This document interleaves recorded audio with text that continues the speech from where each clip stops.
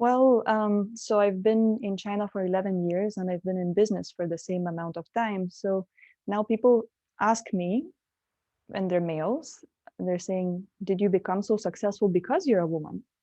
Because they can see how relaxed and how at ease I am with being myself. So I think my own becoming of being very comfortable within my own skin was when I understood that I'm performing a function. I'm not performing a woman or a man.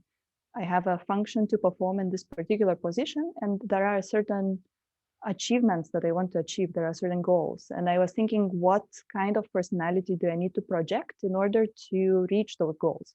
So then suddenly Lina became somebody else. Lina got training with a professional coach, how to speak. Lina got a training on business design, and then basically I was able to fill the shoes that I have created for myself. But I was always feeling a little bit an outsider, because when I was 15, I wrote a project and got 40,000 euros.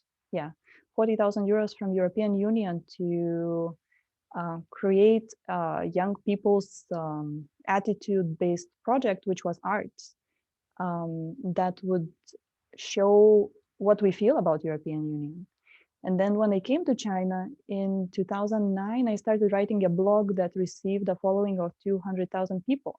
So I was like very young, and I was always in those positions suddenly where I was getting the support from people and also the money. So I was focusing more on becoming who I want to become and less about what troubles I have becoming that as a woman.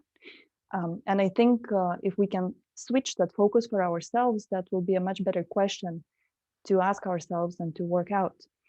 But having said that, I think I want to share one story of my experience in China. I was working on a very big project.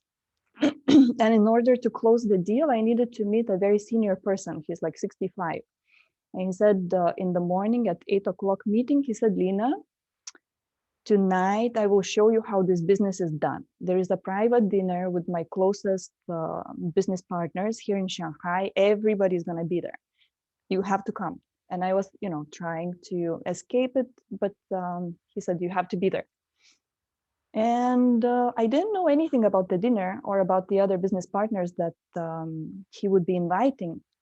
But in the end, I couldn't say no, because the people who were coming to sign the deal would be coming in 2 weeks. And these people were governmental officials, and it was a high-level MOU that we were working on for a year.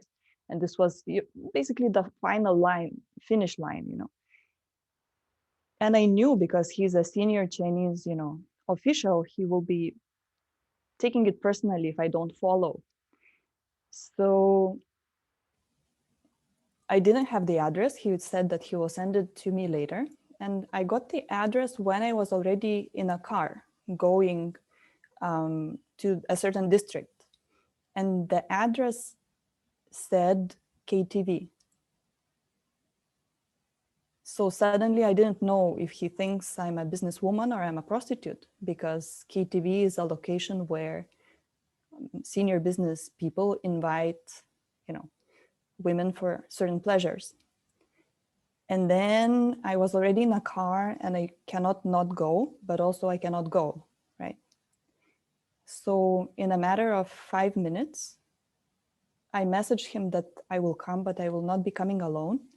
And I invited my male colleague, and he came together with me. So that was a decision that was not insulting anyone, but showing that I know my game and I know why I'm coming. And definitely I don't provide any extra services, no matter what the cost.